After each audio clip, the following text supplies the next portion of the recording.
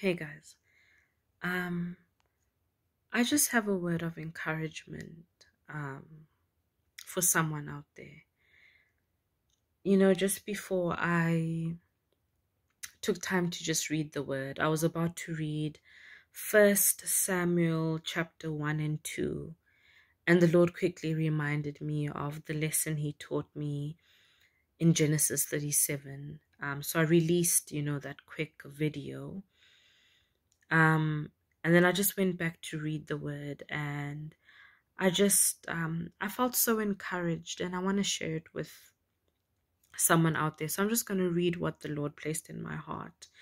So I have written here in my journal, I don't know why, but it blows my mind thinking that Samuel anointed David as king.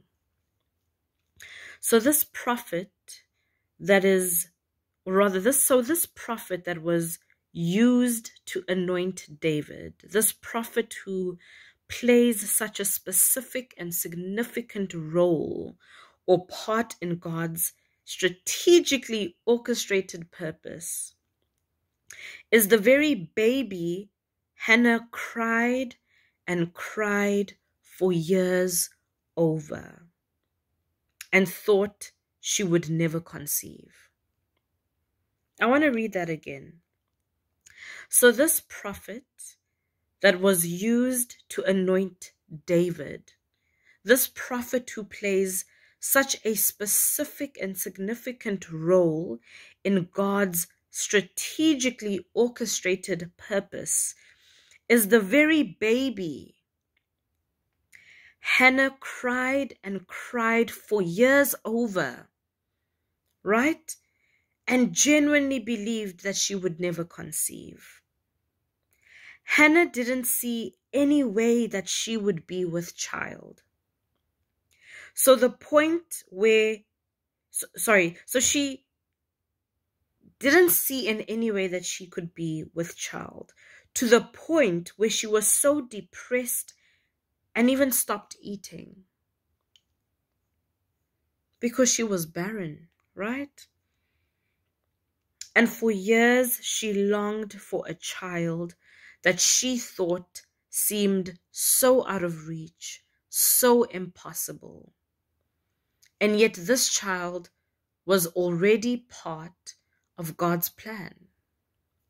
This very child, in her barrenness, in her crying, in her desperation, in her asking the Lord year after year, why am I not conceiving this baby that I so desperately desire? Year after year, bringing this to the Lord and seeing no manifestation of what she desires. This thing that seems so impossible is already part of God's plan. This makes me wonder, what am I hoping for?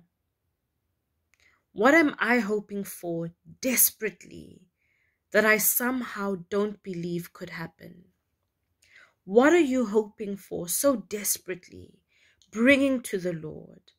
Maybe you've been bringing it to the Lord for days, weeks, months, years, and you are desperate, and you keep bringing it to the Lord, and you are seeing no change or seeing no movement for years.